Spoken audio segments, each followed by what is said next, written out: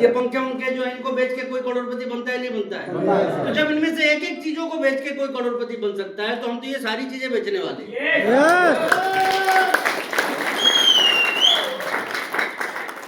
तो आप बताइए कि पोटेंशियल है या नहीं है इसके अंदर? मैं थोड़ा क्लियर होना चाहता हूं आप लोगों से।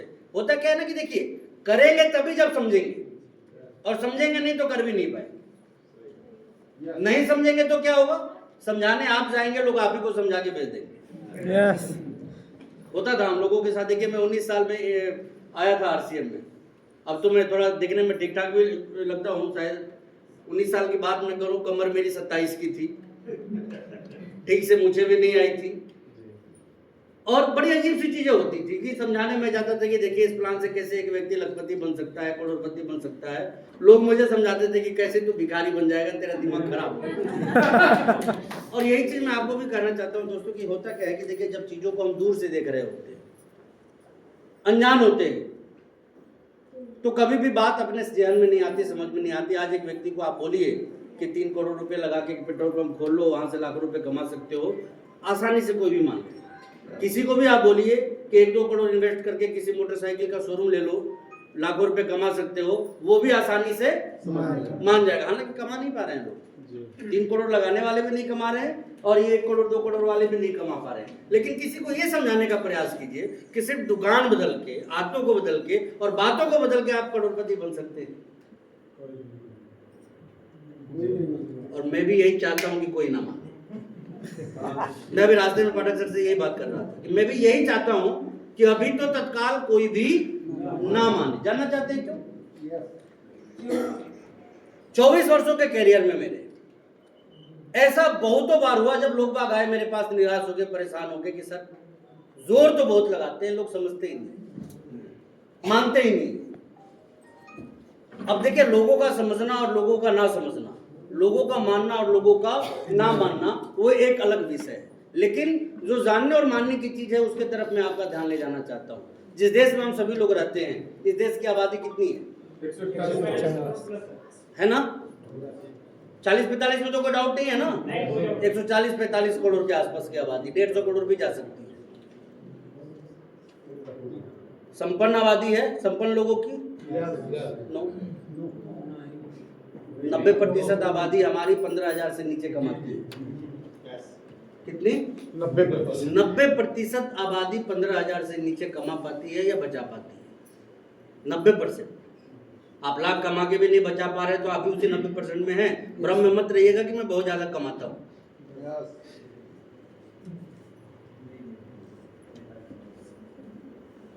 क्योंकि एक बार मेरे से किसी ने पूछा था, जब मेरी इनकम 6 लाख रुपए की थी, सामने जो व्यक्ति बैठा हुआ था उसकी 20,000 की इनकम थी।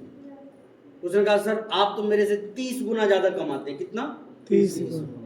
मैंने कहा कि तू गलत है, ये तेरा भ्रम है कि मैं तेरे से 30 गुना ज्यादा कमाता हूं। तो उसे लगा कि शायद मैथमेटिक्स में मैं कमजोर हूं। भाई आप ही बताइए, 6 लाख और 20,000 कितना गुना हुआ? 30 गुना। सही वो था या सही हम थे? आप थे। अब देखिए, आप तो बोल ही दीजिएगा कि हम सही थे, लेकिन मैं आपको बताना चाहता हूँ कि कैसे। मैंने उससे पूछा कि 20,000 कमा के बचाता तो कितना है? उसने बचता कहाँ है सर, कई बार तो क्रेडिट कार्ड और दूसरी चीज़ों का बिल ही आ जाता है ऊपर से। मैंने कहा कि चल वो तेरी बात होगी। उस टाइम मेरी 6 लाख की इनकम थी, लगभग 4-1 लाख की बचत हुआ करती थी उस टाइम। 2-1 लाख लाइफ स्टाइल में और बाकी चीज़ों में खर्च होते थे। तो मैंने कहा कि मेरी बचत 4 लाख है और तेरी 0 है, अब बता कितना ज़्यादा गुना कमाता हूँ? अभी ले लेता हूँ। वैसे तो आवाज आ रही होगी ना? तो किसी की इनकम 0 है और किसी की 4 लाख है, तो कितना गुना होगा? तो आपके समझ में बात आ रही है? यही चीज आपको समझाने की कोशिश कर रहा हूँ। 145 करोड़ में कितने लोगों ने अभी समझाया? कितनों ने समझाया बताइए मुझे? 1% से भी कम लोगों ने अभी इसे समझा है। और जब 1% से कम लोगों ने समझा है तो स्थिति ये है, तो आप जरा सोच के देखिए, जिस दिन ये 10% होगा, 20% होगा या 30% होगा, तो हमारी आर्थिक स्थिति कैसी होनी है इस इंडस्ट्री के अंदर। सिर्फ इसके दूसरी बात, जब लोग आसानी से समझ ही लिए होते, तो आपके लिए आज कौन बचा होता है ये बताइए? कोई बचता क्या? तो यदि लोग बचे हैं तो उन्हीं लोगों की वजह से बचे हैं जो आसानी से इसको समझने वाले नहीं थे। और यदि कोई ये चीज समझ नहीं पा रहा है तो इसमें ना समझने वाले की कमी है या समझाने वाले की कमी? समझाने वाले। एग्जैक्टली, समझाने वाले की कमी, क्योंकि हम खुद ही बिना समझे समझाने चल रहे हैं। हमारी सबसे बड़ी कमी क्या है? हम सिर्फ ये जान लेते हैं कि आरसीएम अच्छा है, हम सिर्फ ये मान लेते हैं कि हमारे प्रोडक्ट अच्छे हैं, लेकिन इसके तौर तरीके हमें बिल्कुल मालूम नहीं है। और ये वजह होता है कि जब हम किसी व्यक्ति को समझाने जाते हैं तो वो व्यक्ति आसानी से हमें इनकार कर जाता है, जबकि इस इंडस्ट्री का जो मार्केटिंग प्लान है इसके विषय में बस एक ही बात कही जाती है कि दुनिया का शायद ही कोई व्यक्ति ऐसा हो जिसके लिए ये प्लान काम ना करे। हर किसी के लिए यहाँ बहुत कुछ है, बाकी दुनिया में ऐसा कहीं नहीं। और यही बात धीरे धीरे लोगों के समझ में आनी है, और ये बात जब लोगों के समझ में आ जाएगी तो ये सिस्टम धीमे धीमे काम करेगा या बहुत मजबूत तरीके से काम करेगा? मजबूत तरीके से। तो बोलिएगा मुझे। मजबूत तरीके से। मजबूत तरीके से काम करेगा। आप चाहते हैं कि अभी ये सब कुछ मजबूत हो जाए? चाहते हैं? Yes sir. तो फिर आपके लिए क्या बचेगा? ये बचेगा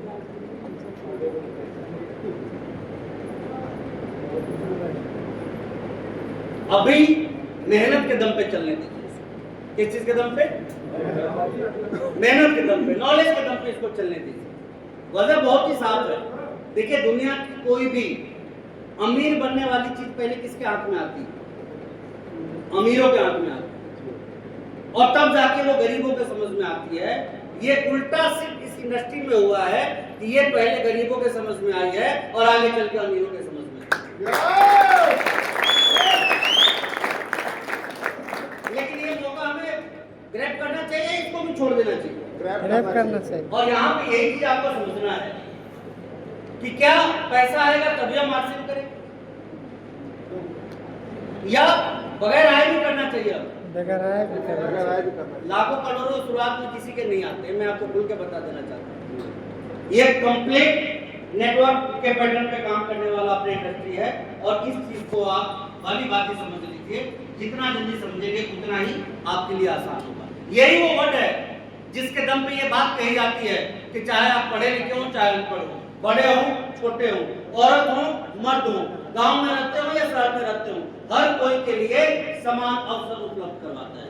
क्योंकि जो इसकी डिजाइनिंग है वो कुछ इस तरह से होती है कि ये हमारे आपके काम को इतना इतना इतना आसान बना देता है कि आप सोच भी नहीं सकते।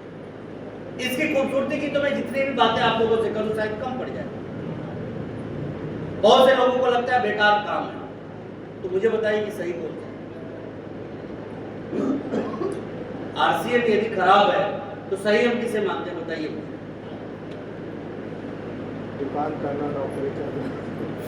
बोल लीजिए, आप चुप क्यों नहीं है बताइए? देखिए, बहुत कम मौका मिलता है बात करने का। यही कल आजमगढ़ में रहिएगा ना, बात नहीं कर पाऊंगा आपसे। आरसीएम खराब है तो क्या करना चाहिए हमें? सर नहीं, ये तो आप चूंकि टाई वाले हैं इसलिए बोल रहे हैं सर। बहुत से युवा भी बैठे हुए हैं, आपको बता दीजिए। हाँ ठीक है, मैं मान लेता हूँ बिजनेस कर सकते हैं, ठीक है, वेरी गुड। और नौकरी भी कर सकते हैं, ये भी सही चीज है। और खेती भी लिख दे? हाँ लिखे नहीं लिखे ये बताइए। फसल काटने के टाइम में बारिश होती है और बारिश के टाइम में सूखा पड़ता है, फिर भी लिखे?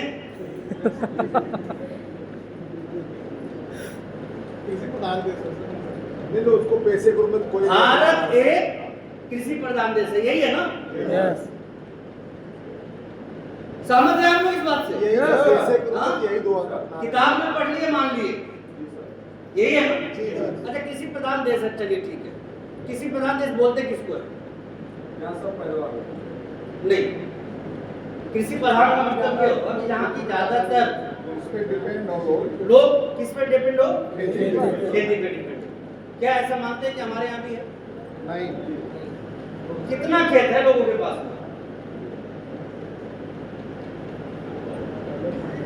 ढंग से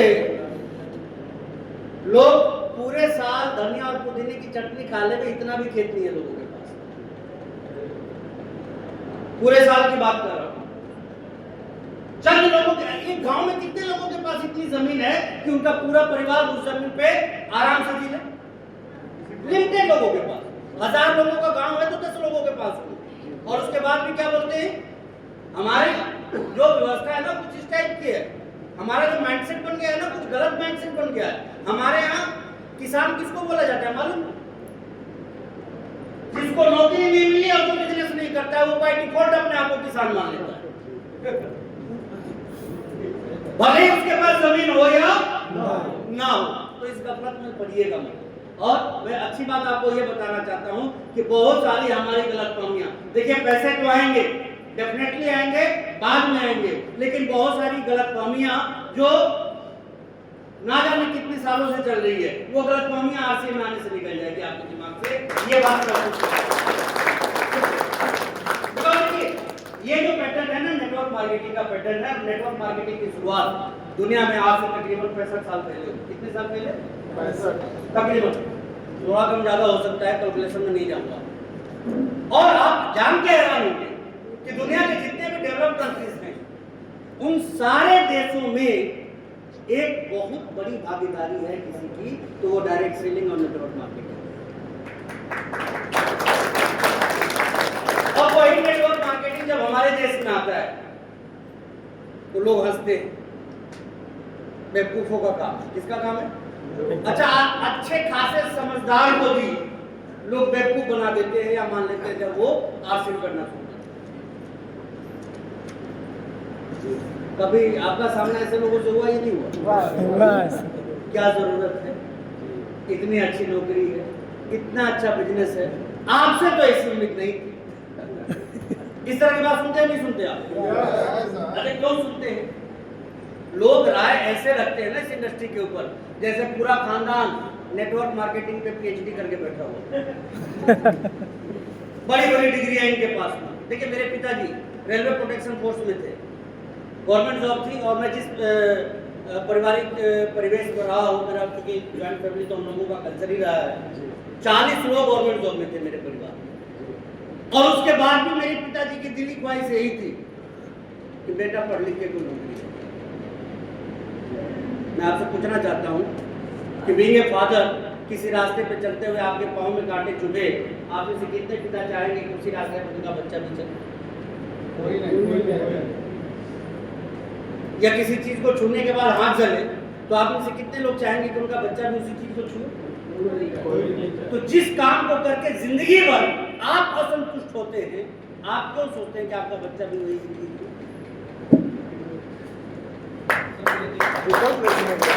एग्जैक्टली, हमारे पास कोई विकल्प नहीं है, बिकॉज हम ना बिजनेस फैमिली को बिलोंग करने वाले लोग हैं कि बिजनेस कर सके। दूसरा, अनुभव भी हो हमारे पास में तो कैपिटल नहीं है किसी के पास। तीसरा, कैपिटल भी हो तो बड़ी मछलियां छोटी मछलियों को खाने के लिए रेडी है। आप किराना का दुकान खोलेंगे, आपका जो पड़ोसी है ना, आप 40 रुपए चीनी बेचेंगे, आपका पड़ोसी 20 रुपए बेचना शुरू करता है। अब उसका काम दुकान चलाना नहीं है, अब उसका काम आपको बर्बाद करना है। और ऐसे माहौल में एक नया व्यक्ति सर्वाइव नहीं कर सकता। तभी तो मैं बोल रहा हूँ इस इंडस्ट्री को समझने की जरूरत नहीं है, निहायत ही जरूरत है। क्योंकि ये आज भले ही मैं आपको बोल रहा हूँ कि विकल्प है, कल को ये एकमात्र विकल्प होगा सभी के। कितनी आसानी से एक साधारण से साधारण व्यक्ति को भी असाधारण बना देता है। अब क्या चाहिए भाई? जिसको बोलना नहीं आता है वो भी यहाँ पे कामयाब, जिसको पढ़ना नहीं आता है वो भी यहाँ पे कामयाब, जो घर से कभी बाहर नहीं निकला वो व्यक्ति भी यहाँ कामयाब, किसी ने 65 साल की उम्र में शुरुआत करी वो भी यहाँ पे कामयाब, और कोई 19 साल वाला जब यहाँ शुरू हुआ तो वो भी यहाँ पे कामयाब। ऐसा सिस्टम होता गया क्यों? क्योंकि इसके पीछे बहुत से पावर काम करते हैं, एक तो नहीं ना जाने कितने पावर काम करते हैं। और वही चीज मैं आपसे थोड़ा थोड़ा करके आज डिस्कस करने वाला हूँ। मेरी बात समझ में आ रही है आप लोगों को? ओके, करना चाहिए नहीं करना चाहिए? करना चाहिए। नहीं, पहले समझिए तब तय कीजिए कि करना चाहिए कि नहीं करना चाहिए। हमारी खरीदारी हमारे लिए व्यापार का एक प्लेटफॉर्म बन जाए तो अच्छा है या बुरा? अच्छा है। क्या दुनिया में आज तक ऐसा कभी हुआ? कभी नहीं हुआ। कभी हुआ? नो। ये अपने आप में ही एक इतना शक्तिशाली पॉइंट है कि आप में से किसी भी व्यक्ति को तय कर लेना चाहिए कि आज के बाद दूसरे के प्रोडक्ट नहीं आएंगे हमारे घर में, आएंगे तो सिर्फ RCM के ही आएंगे। खरीदारी व्यापार करने का एक माध्यम बन जाता है जो कि पहले कभी नहीं हुआ। आज दुनिया परेशान है तो किस बात से परेशान है बताइए मुझे? खरीदारी से पहले। खरीदारी से परेशान। जिंदगी की सारी कमाई तो कहाँ जा रही है? खरीदारी में। कभी बच्चों का कोर्स खरीदने में, कभी पिताजी का दवा खरीदने में, कभी किसी डॉक्टर का टाइम खरीदने में, कभी घर का सामान खरीदने में, कभी घर बनाने का सामान खरीदने में। इसी में तो जिंदगी चला जा रहा है जी। है या नहीं? Yes. अब जरा सोच के देखिए कि एक इंसान अपनी पूरी जिंदगी के खर्चों से, थोड़ा मैं उलट दूं इसको, जी सर। पूरी जिंदगी की इनकम से 20-30% बचा ले तो वो ठीक ठाक बचत कर लेगा ये नहीं कर आया ना? मेरी बात समझ में नहीं आ रही ना? आप कितना कमाते हैं ये अलग विषय है, पूरी जिंदगी कितना कमाते हैं ये बहुत ही महत्वपूर्ण विषय है। और पूरी जिंदगी जितना कमाते हैं उसका 15-20-30% यदि आप बचा लेते हैं तो ये रकम आगे चल के कितनी हो सकती है? बहुत बड़ी करोड़ों में। लाखों करोड़ों में चली जाएगी। मेरी बात समझ में आ रही? जी सर। आगे ये तो अपनी बचत की बात है, आपके माध्यम से कोई दूसरा बचत कर रहा है उसकी भी बचत का कुछ लाभ आपको मिल जाए तो कैसा रहेगा? और वो दूसरा किसी तीसरे का बचत करवाए उसके बचत का भी लाभ आपको मिल जाए तो कैसा रहेगा? और जिसकी बचत आपने कभी करवाई ही नहीं, आपके माध्यम से आए हुए लोगों ने करवाया उसका भी बचत आपको मिल जाए थोड़ा सा तो कैसा रहेगा? तो यही तो है आसिफ।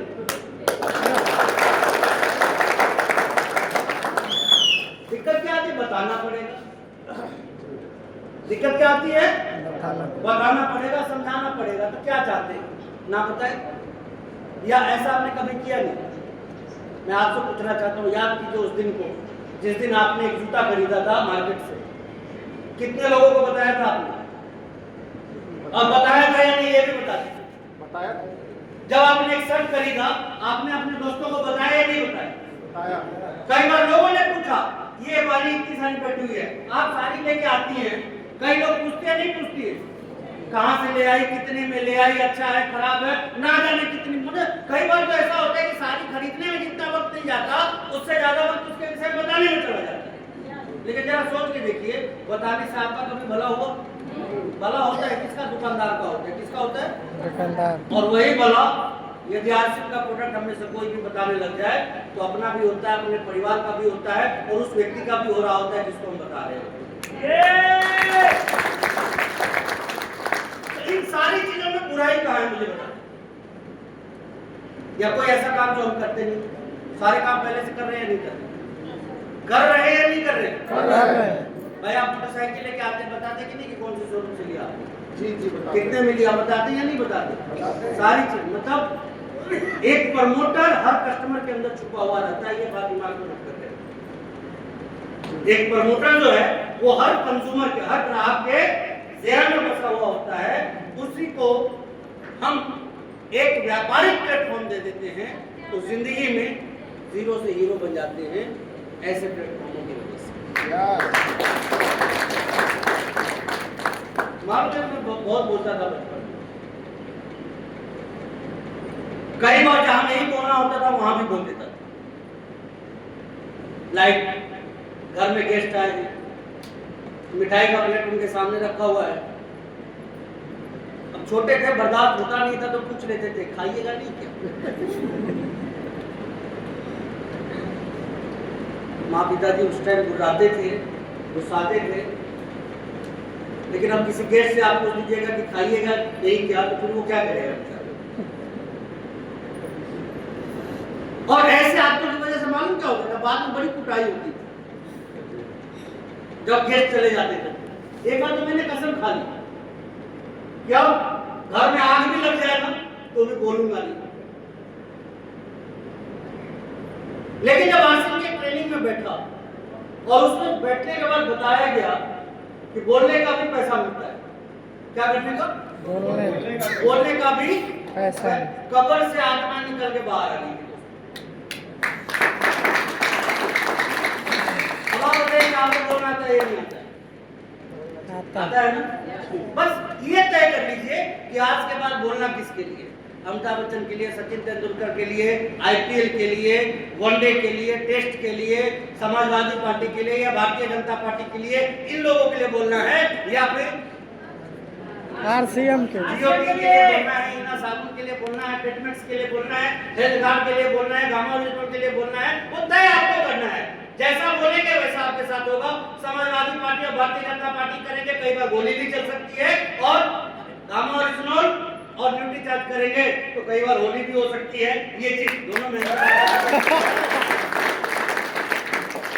तो ये तय हमें करना है कि बोलना है या फिर नहीं बोलना है, और बोलना है तो फिर किस पे बोलना है, बोलना आता है या नहीं आता? आता है ना?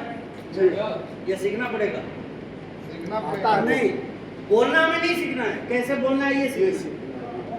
बोलने के लिए तो हमारे माँ पिताजी खूब एफर्ट लगाए हुए हैं हमारे, है या नहीं है? वो मम्मा पापा से लेके बाबा दादी तक सब सिखा गए हम लोग, और यही चीज आपको हेल्थ में बड़ा काम कर सकती है कि आप सोच भी नहीं सकते। तो मैं बात कर रहा था नेटवर्क मार्केटिंग की। दुनिया का एक अजूबा चीज है जो कि हम आप समझने के लिए सिर्फ इसलिए तैयार नहीं है क्योंकि मानसिक तौर पे हम गरीब हैं। तो हकीकत जगत खुल के आपके सामने रख रहा हूं। क्यों समझने के लिए तैयार नहीं है? क्योंकि मानसिक तौर पे हम गरीब हैं, और गरीबों की आदत मालूम क्या होती है? बुरा मत मानिएगा लेकिन खुल के बोल रहा हूं, अमीरों के पीछे चलना गरीबों की आदत। किसके पीछे चलना? वो किसी नए काम में हाथ ही नहीं डाल सकते जब तक कि किसी दूसरे तीसरे चौथे पांचवे को करते हुए ना देख ले। वो मैरिज हॉल तभी बनाएंगे जब उनके शहर में कम से कम 100 मैरिज हॉल हो जाए। कितने? 100। वो होटल तब बनाएंगे जब उनके शहर में 100 होटल तैयार हो जाए। वो दुकान तब खोलेंगे जब उनसे पहले 200-500 लोग दुकान खोल के बैठ जाएंगे। आगे चलना इनको कभी नहीं आता, और यही चीज जिंदगी में इनको पीछे रखता है। और यही मैं आपको समझाना चाहता हूं कि जिंदगी में आगे चलने का एक मौका दिया है आपको आरसीएम उन लोगों से पहले समझने का और उन लोगों से पहले करने का जो अभी इसको या तो देखे नहीं है या फिर देख के मुस्कुरा रहे।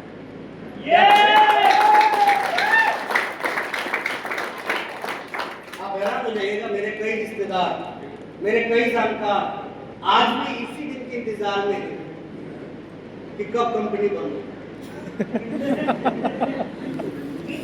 24 साल मेरे हो गए, 25वां शुरू हो गया, और मेरे रिश्तेदार किस इंतजार में है?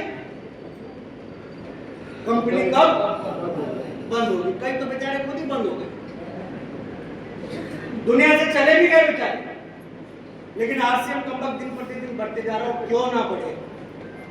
ये कोई मजाक नहीं है, ये कोई संयोग नहीं है, ये कंप्लीट एक प्लान है, और ये फ्यूचर प्लान है। कौन सा प्लान है?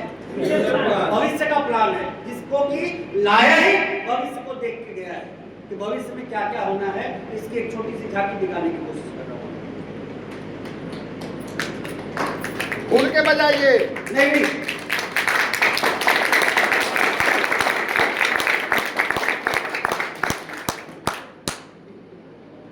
अभी वेस्ट एशिया में युद्ध चल रहा था, खबरें आपने भी देखी होगी, सुनी होगी, पढ़ी होगी, राइट? पूरे गल्फ कंट्री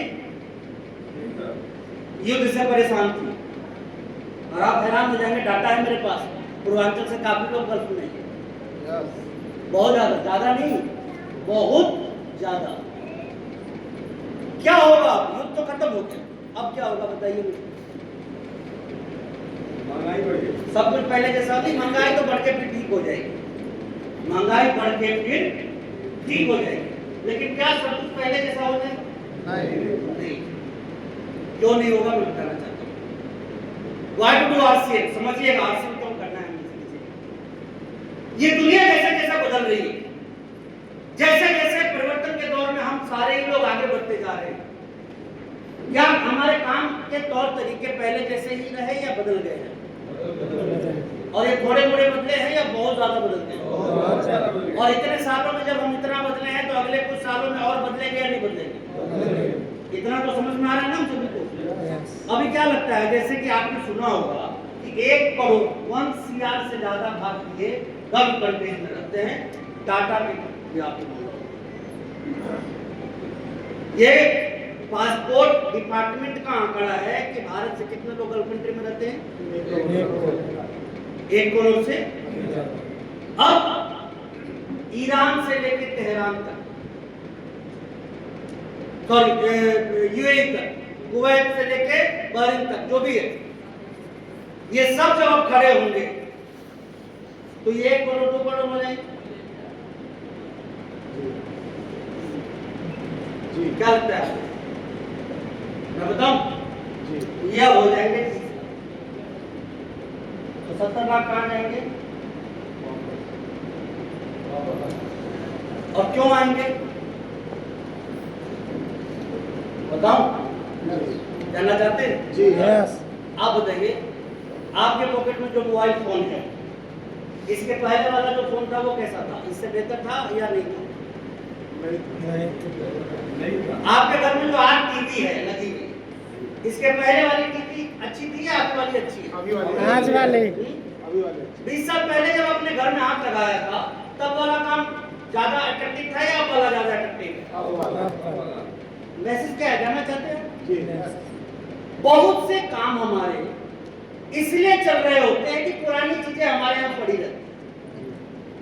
आज हम जब मोटरसाइकिल नया खरीदे, कार नया खरीदे, मोबाइल नया खरीदे, टीवी नया खरीदे, हो सकता है कि वो हमारे यहाँ 5-7 साल पहले से चल रही हो, लेकिन जब आज खरीदेंगे तो आज के हिसाब वाला खरीदेंगे या 5 साल पहले वाला खरीदेंगे? आज के हिसाब वाला खरीदेंगे। तो ये जो रोजगार था ना, जो इंफ्रास्ट्रक्चर यहाँ पे था, वो 20-25 साल पहले वाला था। अब चूंकि रॉकेट, बम और ना जाने कौन कौन सी चीजों के दम पे ये सब इंफ्रास्ट्रक्चर स्वाहा हो गया। क्या हो गया है? तो जब नया खड़ा होगा तो कैसा होगा? आधुनिक होगा या पुराने जमाने का ही होगा? आधुनिक। तो जब आधुनिक होगा तो लोगों की जरूरतें कम होगी या ज्यादा होगी? कम होगी। और तभी देखिएगा ये 70 लाख वापस होगा। एवरी डे, एवरीवेयर, हर दिन, हर जगह बस एक ही चीज पे काम हो रहा है कि लोगों की नौकरियां कैसे खत्म हो। सिर्फ लागत कम करने के लिए और मुनाफा बढ़ाने के लिए ये काम हो रहे हैं। आप भी बताइए, अपने घर में बैल की जगह ट्रैक्टर लाते हैं कि नहीं लाते? लाते नहीं लाते? वो काम जो पहले मजदूरों से करवाते थे अब जेसीबी से करवाते हैं नहीं करवाते? तो आम से आम आदमी जब मशीनों पे आ गया है तो खास से खास आदमी बेवकूफ है जो इंसानों पे टिका रहेगा। वो किस पे आएगा?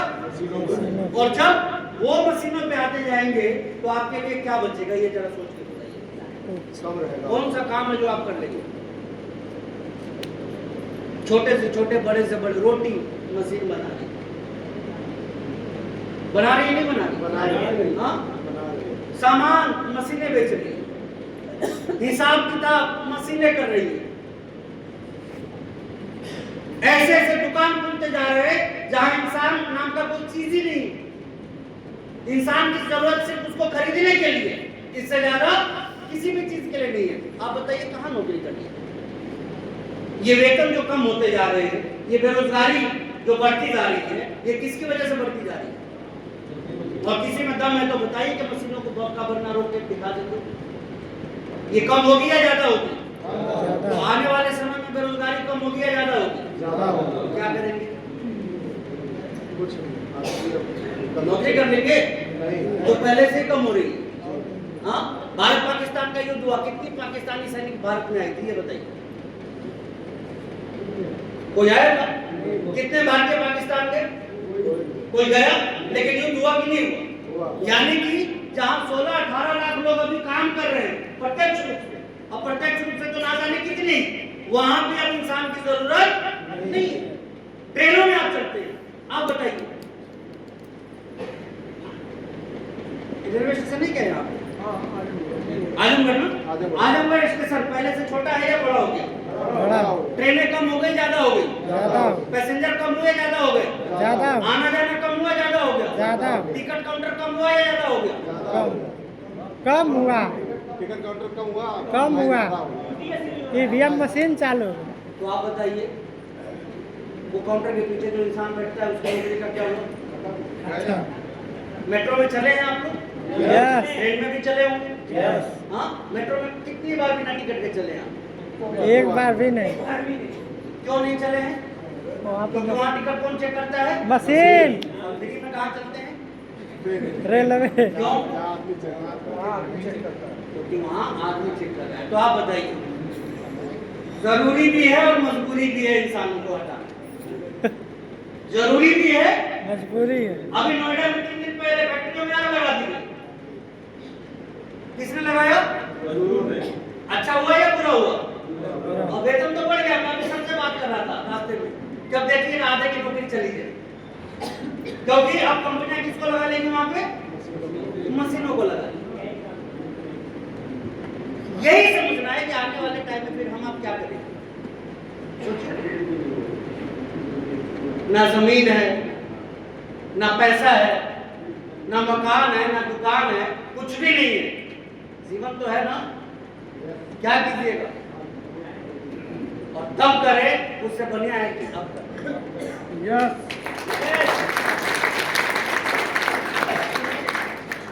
मजाक लगता है, ये मजाक नहीं है, ये परिवर्तन है। आर्सिन क्या है? परिवर्तन। आप अगले 20-30 साल की कल्पना ही नहीं कर पाते कि क्या हो सकता है। ये एक ऐसी इंडस्ट्री है जहाँ की एक इंसान शुरुआत तो अकेले से करता है, लेकिन धीरे धीरे क्या होता है, उसका नेटवर्क बिल्ड होता है। आप कुछ ग्राहक बुलाते हैं, वो ग्राहक कुछ ग्राहक बुलाते हैं, वो ग्राहक कुछ ग्राहक बुल जाते हैं, और ऐसे ऐसे क्या होता है, ग्राहकों का एक कारवां बन जाता है। क्या बन जाता है दोस्तों? कारवां। अब जहां पहले कभी हम अकेले उपभोक्ता थे आरसी, और मान लीजिए 2000 या 2500 टीवी की खरीदारी करते थे, राइट जी। जब हम 2500 की टीवी की खरीदारी करते थे, अकेले उपभोक्ता थे, तो बिजनेस कितना कर पाते थे? तो पे आउट किसके हिसाब से आता था? लेकिन जरा सोच के देखिए, आपने इसको समझा, मेहनत करी, और अपने मेहनत के दम पे अपने गांव और पड़ोस के कुछ गांवों से 100-200 लोगों को इसमें शामिल करा दिया। कितने लोगों को? 100-200 लोगों को। और 100-200 लोग में जब सारे ही लोग इस हिसाब की खरीदारी करने लगे और अपने हिसाब से लोगों को इस सिस्टम में लाने भी लगे, तो आने वाले लोगों की संख्या कितनी हो जाएगी? 1000 हो जाएगी। कितनी हो जाएगी? 1000 होगी या नहीं होगी? होगी सर। और हजारों लोग मिलके हजारों की खरीदारी करेंगे, तो टर्नओवर लाखों में जाएगा नहीं जाएगा? कितना पैसा लगाना है इसके लिए? कितनी दुकान खोलनी है इसके लिए? नहीं पता। कितना सामान बनाना है इसके लिए? कितनी ढुलाई करनी है इसके लिए?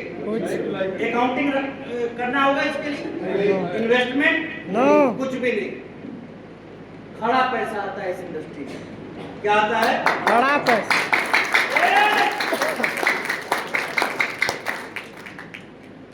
कई बार हम लोग ट्रेन में, एयरपोर्ट पे जब फोन पे बात करते हैं, और कई बार बात जब करोड़ों में होती है, तो लोग पूछ बैठते करते क्या है? डेफिनेटली जवाब नहीं होता है आरसीएम। अब कई लोग जानने के बाद भी पूछते कि आरसीएम क्या है, और जब हम लोग बताते हैं, और जब वो जानते हैं कि बिना चौवन्नी के इन्वेस्टमेंट के, बिना किसी सरदर्द के, बिना किसी लाग लपेट के करोड़ों का धंधा बिल्ड होता है, तब लोगों के समझ में आता है कि पावरफुल वो है या पावरफुल हम।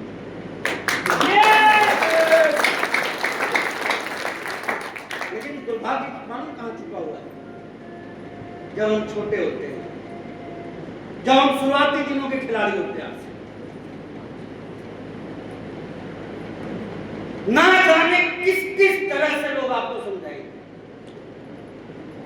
मैं यदि उस पर चर्चा करना शुरू करूं तो आज की मीटिंग यही खत्म हो जाए। लेकिन एक बात मैं आपको खुल के बताना चाहता हूं, कामयाब होना चाहते हैं? यस। पूरी तरह से होना चाहते हैं? यस। जिंदगी को गरीबी की दलदल से निकाल के अमीरी में पहुंचाना चाहते हैं? यस।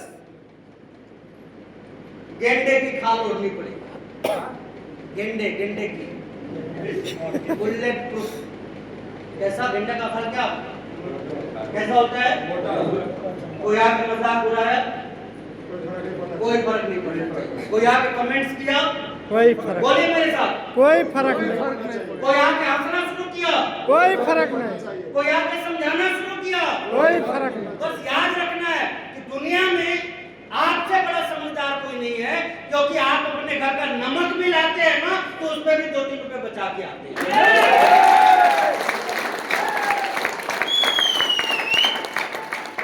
बेवजह बनने दीजिए लोगों को समझदार। असली समझदार कौन है?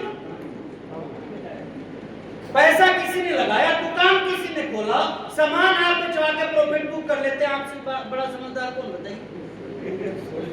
कंपनी कोई खोली, रॉ मटेरियल कोई लाया, टैक्स का हिसाब किताब कोई रखा, भिलवाड़ा से आजमगढ़ माल कोई पहुंचाया, दुकान कोई खोल के बैठा है और वहां आप जाके सामान बेच देते हैं अपना करके, आपसे बड़ा कौन? कोई है क्या? ये ताकत मिलती है तो इसी प्लेटफॉर्म पे मिलती है, दूसरे किसी भी जगह पे नहीं मिलती है। और इतना ही नहीं, इसकी एक दो मैंने कहा ना कि हजारों खूबसूरतियां है इसकी। भाई आप में से कितने लोग काम करते हैं? आप खड़ा करके बताइए। काम प्राइवेट हो, सरकारी हो, खेती हो, जो भी हो। Very good, thank you. 2 महीने कितने लोग काम छोड़ सकते हैं? कोई जो भी आप करते हैं 2 महीने पैसे भी आए नहीं, ज्यादा दिन की बात नहीं कर रहा, मात्र 2 महीने। मैंने छोड़ दिया, आपने छोड़ दिया। बवाल हो जाएगा। क्या हो जाएगा? बवाल। आधा बवाल घर में होगा, आधा ऑफिस में होगा।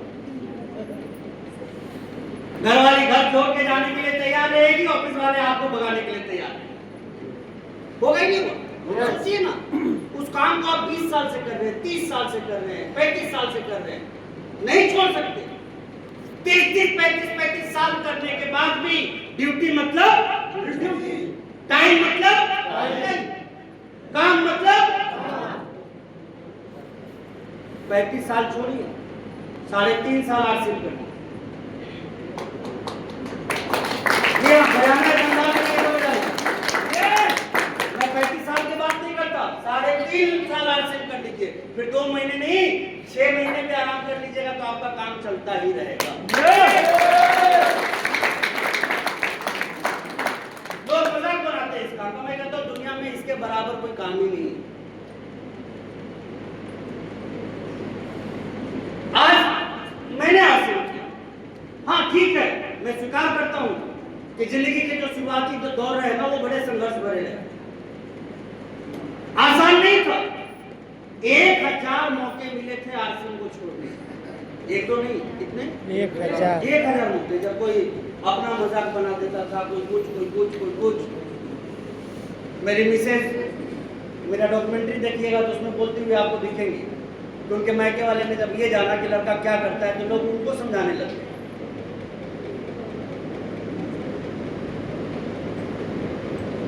भाई साहब, आज मैं आपको बताना चाहता हूँ, मैं दूसरे की बात नहीं करता, मैं मेरे परिवार की बात करता हूँ। मैंने कहा था ना कि 40 लोग मेरे यहाँ सरकारी नौकरी में थे तब जब मैंने आरसीएम किया।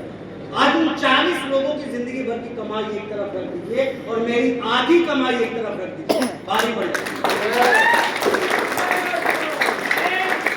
और बात इतने में खत्म नहीं होती, बात तो यहाँ से शुरू होती है। अभी रिसेंटली मेरे एक रिश्तेदार मुझे मिले थे, मिलते ही उन्होंने थोड़ी पॉलिश की मेरी, क्या आप तो बहुत पैसे कमा लिए। क्या बोला उन्होंने? बहुत पैसे आप तो बहुत पैसे कमा लिए। भाई साहब ध्यान से सुनिएगा, आपको 2002 में शुरू किया था। कब? 2002 में अकेला था, ABCD भी आरसीएम का मालूम नहीं था। नेटवर्क मार्केटिंग में क्या होता है, कैसे होता है, क्यों होता है, कुछ भी पता नहीं था। और मुझे तो छोड़िए, मेरे खानदान में भी कोई जानने वाला व्यक्ति नहीं।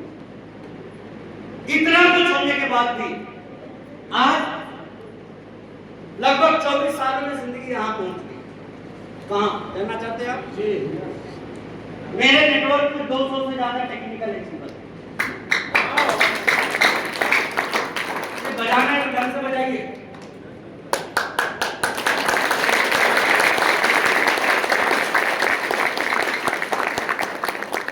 लाखों लोग हैं, मैं अभी यहाँ पे हूँ,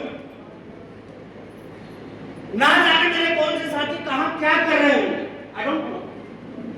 मालूम ही नहीं है कि किसका शेड्यूल कहाँ है, कौन गुजरात में होगा, कौन महाराष्ट्र में होगा, कौन एमपी में काम कर रहा होगा, कौन छत्तीसगढ़ में काम कर रहा होगा, कौन बिहार में होगा, कौन यूपी में फैला हुआ होगा, कौन झारखंड में अभी क्या कर रहा होगा, कौन वेस्ट बंगाल में क्या कर रहा होगा, मुझे कुछ भी मालूम नहीं है। लेकिन हर किसी के काम का फायदा मुझे मिलना है, ऐसा कहाँ होता है बताइए। आप सोच के देखिए, जब अकेला था तब तो लोगों को लगता है कि बहुत कमा लिए, अभी 200 टेक्निकल है, अगले 20 साल में कितना कमाएंगे सोच के।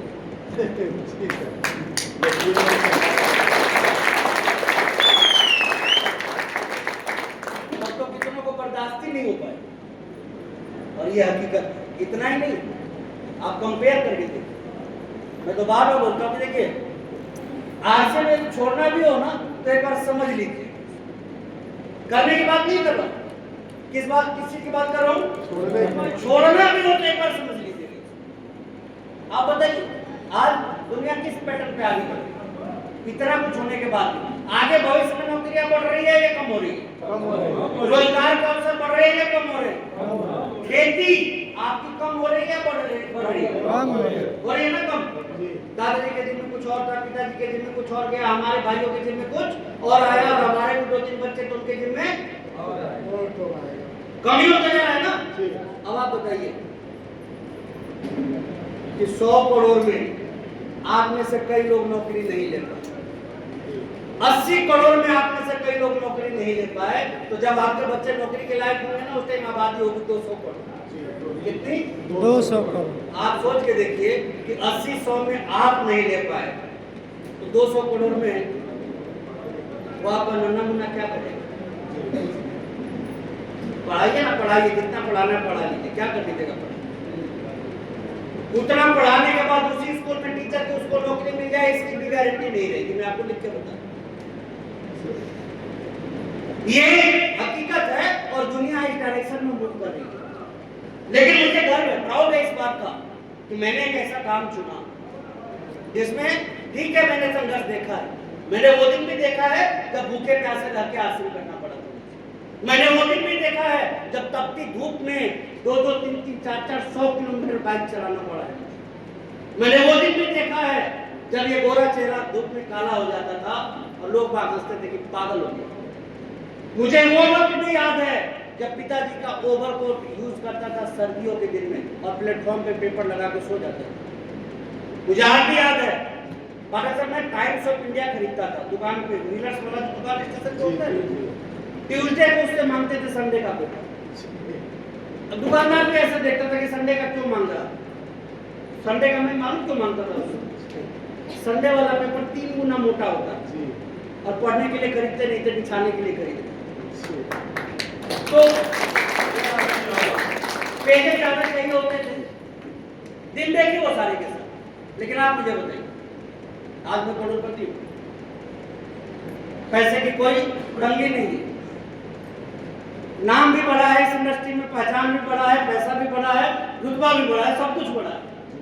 अब कल को हमारे बाद जब हमारी अगली जनरेशन आएगी इस इंडस्ट्री में, कहां कहां भटकेगी आप बताइए। किसी को प्लान दिखाना पड़ेगा, नो, किसी का ना सुनना पड़ेगा, नो, किसी का कमेंट सुनना पड़ेगा। देखो बेवकूफ जा रहा है, अरे भैया जो सुनना है वो आपको हमको सुनना है, एक बार सुन लिया ना, इसके बाद खानदान में किसी को नाम नहीं सुनना पड़ेगा।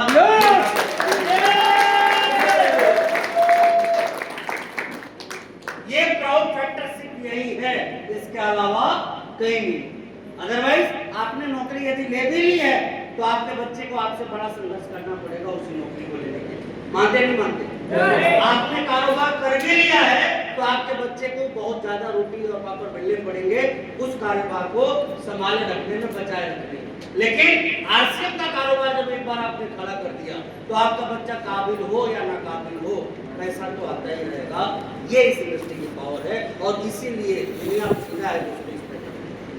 पूरी दुनिया फिदा है। आज यूरोप में आप हैरान हो जाएंगे, लगभग तीसरी जनरेशन इसका एडवांटेज लेगी, तीसरी पीढ़ी। और तीसरी पीढ़ी को आज से मतलब उस इंडस्ट्री से पैसा लेने के लिए क्या करना पड़ता है? कुछ नहीं, जो करना था दादा ने। जो करना था वो दादाजी ने करना, जो करना है वो हमको आपको करना है। ये गर्मी में हमें भी निकलना है, आपको भी निकलना है, हमारे आपके बच्चों को नहीं निकलना, बिकॉज हमने प्लेटफॉर्म ऐसा बना दिया कि धीरे धीरे धीरे धीरे ये कारवां आगे बढ़ता जाएगा। जरा सोच के देखिए ना, अभी 200 टेक्निकल अचीवर है, दो भी एक तैयार करते तो कितने हो जाएंगे? 600 हो जाएंगे। कितने हो जाएंगे? 600। और 200 में जब हम यहाँ आए तो 600 में कहाँ उठे?